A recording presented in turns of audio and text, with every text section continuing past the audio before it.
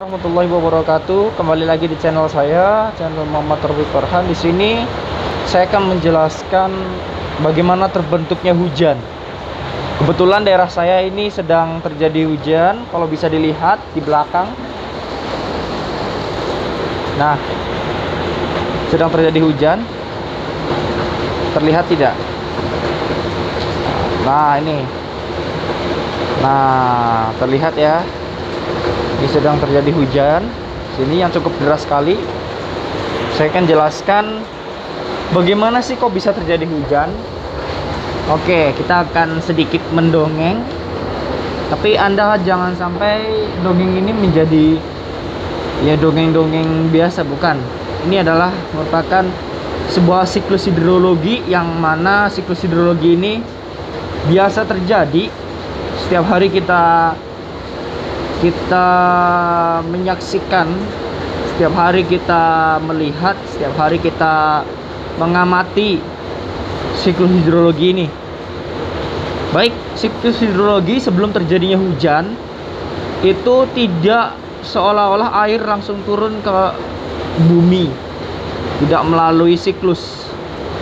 Tentunya sebelum hujan terjadi itu ada siklus sebelumnya. Jadi hujan terjadi itu karena ada siklus sebelum-sebelumnya. Tidak seolah-olah hujan langsung turun, tapi ada siklus-siklus sebelumnya yang dilewatinya. Siklusnya itu namanya siklus hidrologi. Siklusnya itu mulai dari air laut ya. Jadi hujan ini awalnya adalah hasil dari penguapan. Penguapan tidak hanya dari laut. Penguapan itu ada dua. Ada penguapan yang berasal dari daratan. Yang maksudnya daratan itu dalam artian daratan yang ada airnya, seperti sungai, waduk, danau, apalagi bendungan yang ada airnya pokoknya. Tumbuhan juga, manusia kita juga menguapkan ini, menguap air. Kalau daratan, kalau dari vegetasi namanya transpirasi. Kalau dari selain tumbuhan, misalnya dari tubuh air yang ada di darat, misal sungai, waduk, danau, bendungan. Dari laut juga itu namanya evaporasi. Jadi penguapan dari evaporasi itu dan transpirasi tadi, penguapan dari tubuh alam, tubuh air, dan juga penguapan dari tumbuhan, itu mereka istilahnya menguap semua itu. Namanya ada evapotranspirasi, menguap kemudian dalam ketinggian tertentu di sana, di awan sana bisa dilihat, di awan ketinggian sekian meter, ya kurang lebih 1000 meter di atas permukaan laut. Air itu tadi, titik-titik air itu yang menguap, uap air itu yang menguap, kemudian di ketinggian tertentu itu berubah wujud menjadi titik-titik air yang kita lihat sebagai awan. Nah, ini awan-awan ini merupakan sebuah titik-titik air yang terkumpul menjadi sebuah volume yang cukup untuk menjadikan air itu berubah menjadi sebuah awan. Oleh karena itu kita lihat bahwasannya air di udara, air di atmosfer itu bukan berarti air yang tiba-tiba menguap, airnya kelihatan, enggak, tapi berubah uap air, kemudian membentuk titik-titik air, dan kemudian kita lihat titik-titik air itu sebagai awan.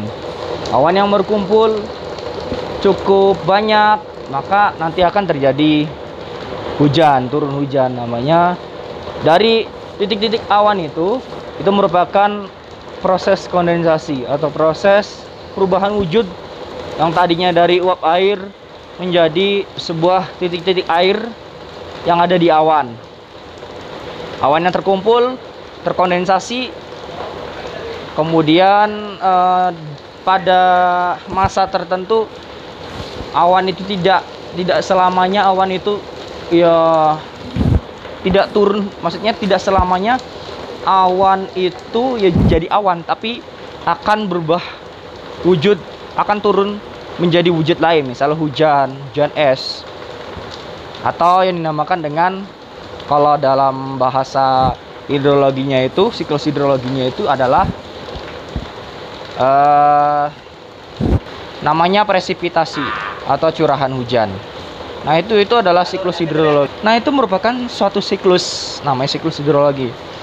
Nah, kira-kira ketika air itu hujan, hujan turun, air itu turun dari awan ketinggian tertentu ke permukaan bumi. Apakah air itu diem di permukaan? Justru tidak. Ketika hujan itu turun ke bumi, ke permukaan bumi dari ketinggian tertentu yang tadinya menjadi awan, menjadi titik-titik air kondensasi, turun ke bumi sebagai hujan atau yang dinamakan dengan presipitasi. Itu di bumi itu tidak diam di tempat, tapi kalau kita lihat hujan itu turun dari langit, kemudian melalui genteng atau melalui atap, jatuhan ini ke tanah.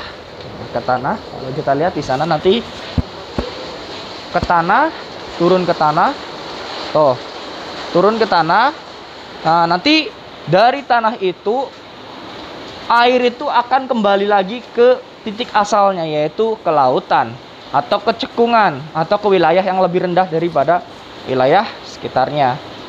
Oleh karena itu, kalau kita lihat air itu ketika turun tidak diam di satu tempat, tapi berpindah dari tempat yang tinggi. Ya, saya kebetulan di sini ada di Bandung, di tempat tinggi. Air itu tidak diam di sini, tapi akan mengalir melalui sungai-sungai yang ada di sana, kemudian menyatu membentuk sebuah sungai besar. Kalau di Bandung ada namanya Sungai Citarum, keluar ke arah Karawang. Kembalinya kemana? Ke laut lagi, ke danau lagi. Dari danau laut kembali lagi menguap. Nah, itu namanya adalah siklus hidrologi atau siklus air.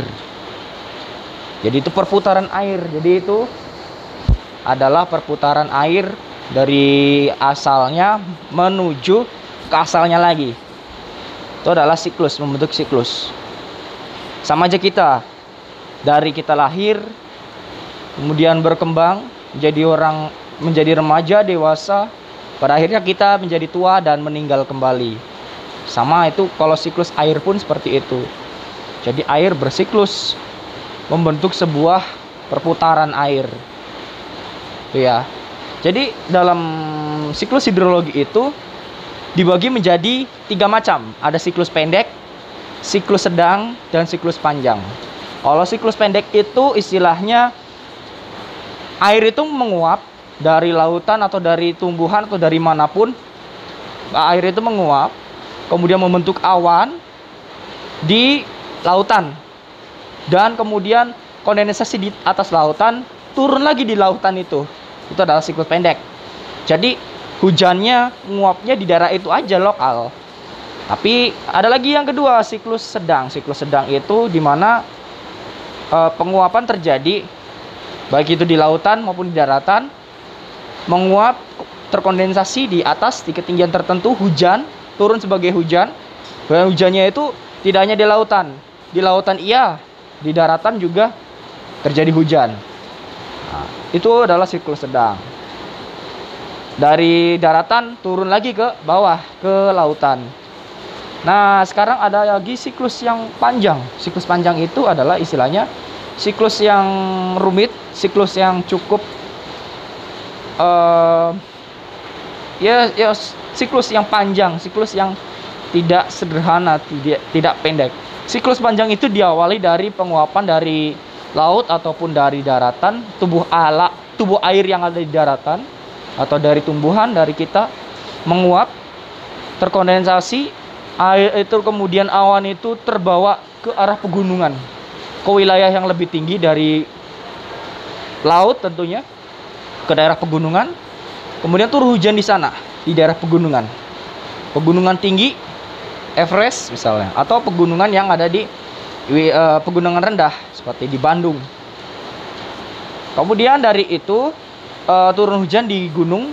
Kemudian dari gunung itu ada namanya air itu tidak diam di gunung tapi turun ke bawah lagi, istilahnya runoff. atau perkolasi, turun ke bawah dan kembali ke lautan lagi. Itu adalah siklus panjang.